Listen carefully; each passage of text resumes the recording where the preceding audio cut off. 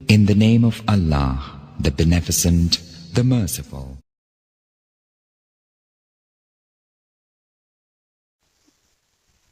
ஏக இறைவனின் சாந்தியும் சமாதானமும் உலகத்தார் அனைவரும் மீதும் உண்டாவதாக.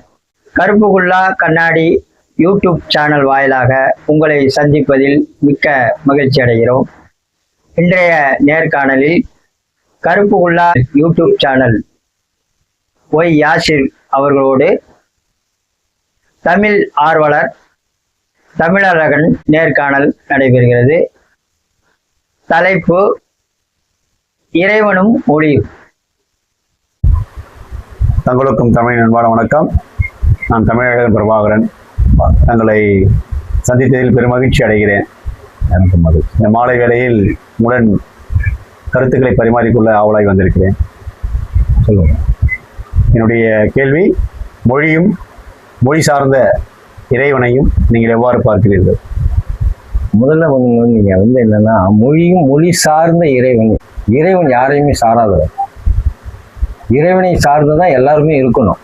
சரி, இப்போ நீங்க பேசுறத பார்த்தா ஒரு தமிழ் பற்றாளர், மொழி பற்றாளர் மாதிரி எனக்கு தெரியுது. அதுலயும் முக்கியமா தமிழ் பற்றாளர் மாதிரி தெரியுது. ஆமா, உங்களுடைய பேச்சு.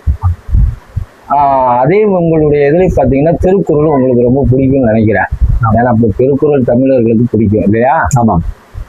அப்போ அகர முதல எழுத்தெல்லாம் ஆதி பகவன் முதற்றே உலகு. முடிஞ்சு போச்சு. இந்த உலகத்துல மொழியா இருக்கட்டும், இல்ல உயிரினமா இருக்கட்டும், கல்லா இருக்கட்டும், மண்ணா இருக்கட்டும், கடலா இருக்கட்டும், பூமியா இருக்கட்டும், எல்லாமே இறைவன் படைத்தது தான். இறைவனுக்கு கட்டுப்பட்டவைகள் தான். அது மொழியா இருக்கட்டும். இதுல மொழிக்கு என்ன, மொழி சார்ந்த இறைவன் இருக்க மாட்டான். இதுதான் நான் கேட்க நினைத்த கேள்வியினுடைய அடிப்படை.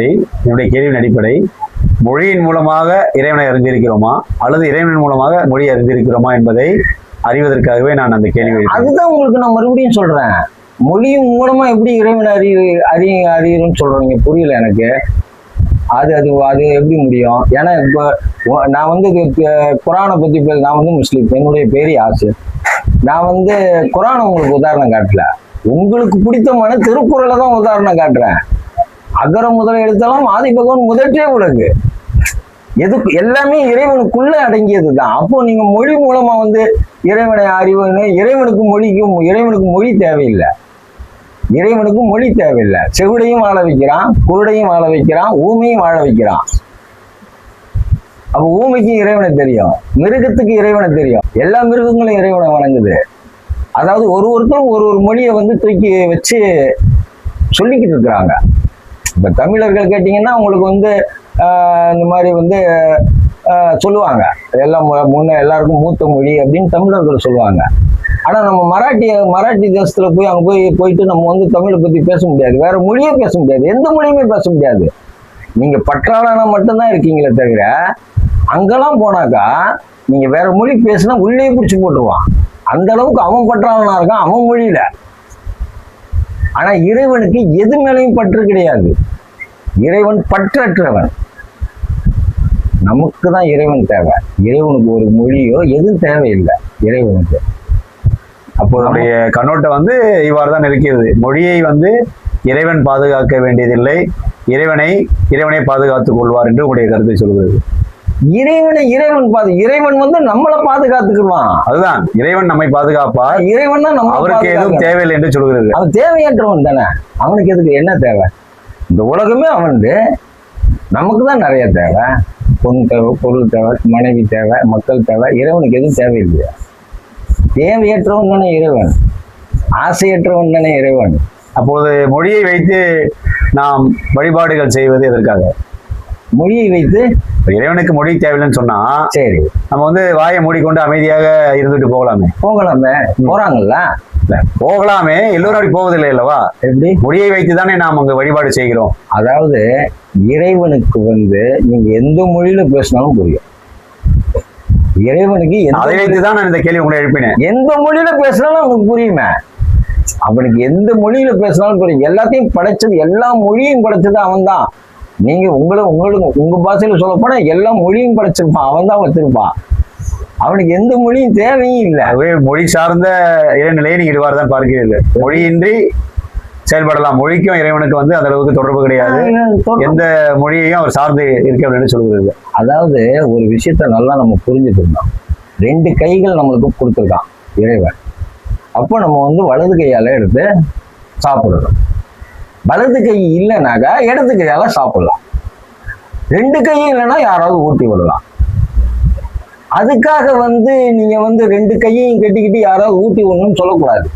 மொழி தெரியும் பொழுது உங்களுக்கு பேச முடியும் போது நீங்க வந்து அந்த பேச்சு மூலமாக இறைவனை வணங்குவது, இறைவனை அவனிடம் வேண்டுவது உங்களுக்கு தெரியும். அப்போ ஊமையும் நின்று மனதால் வேண்டு கொண்டால் அவன் இதை விட அதிகமாக நேசிப்பான் அவனை. எதை விட மொழி தெரிந்து அவன் ஒரு விஷயத்தை ஓதுறான் இல்ல பேசுறான், இதை விட ஒரு ஊமை, காது இல்லாத வாய் இல்லாத ஊமை மௌனமாக இருந்து இறைவனை நினைத்தான் என்றால் நம்மளை விட அதிகமாக அவனை நேசிப்பான் இறைவன். ஆக மொழி என்பது அவனுக்கு தேவையே இல்லையே.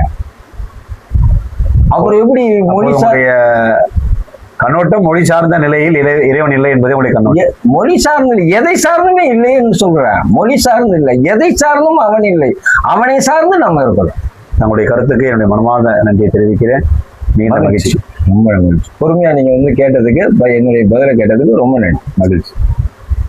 திருக்குரானில் மொழிகள் பற்றி அல்லாஹ் மிகவும் அழகாக கூறுகிறார். அல்லாவின் திருப்பெயரால் அவனுடைய அத்தாட்சிகளில் வானங்களையும் பூமியையும் படைத்திருப்பதும் உங்கள் மொழிகளும் உங்கள் நிறங்களும் வேறுபட்டிருப்பதும் அடங்கும். நிச்சயமாக இதில் அறிவுடையோருக்கு அத்தாட்சிகள் உள்ளன. திருக்குரான் சூரா அர்-ரூம் 30 முதல் 22. இதன் விளக்கம்: உலகில் பல மொழிகள் இருப்பது அல்லாவின் படைப்பாற்றலின் ஒரு அடையாளம். ஒவ்வொரு மொழியும் அல்லாவின் அருட்கொடையாகும். எந்த மொழியும் தாழ்ந்ததோ உயர்ந்ததோ அல்ல. மனிதர்கள் ஒருவரையொருவர் அறிந்து தொடர்பு கொண்டு வாழ்வதற்காகவே மொழிகளில் வேறுபாடு ஏற்படுத்தப்பட்டுள்ளது.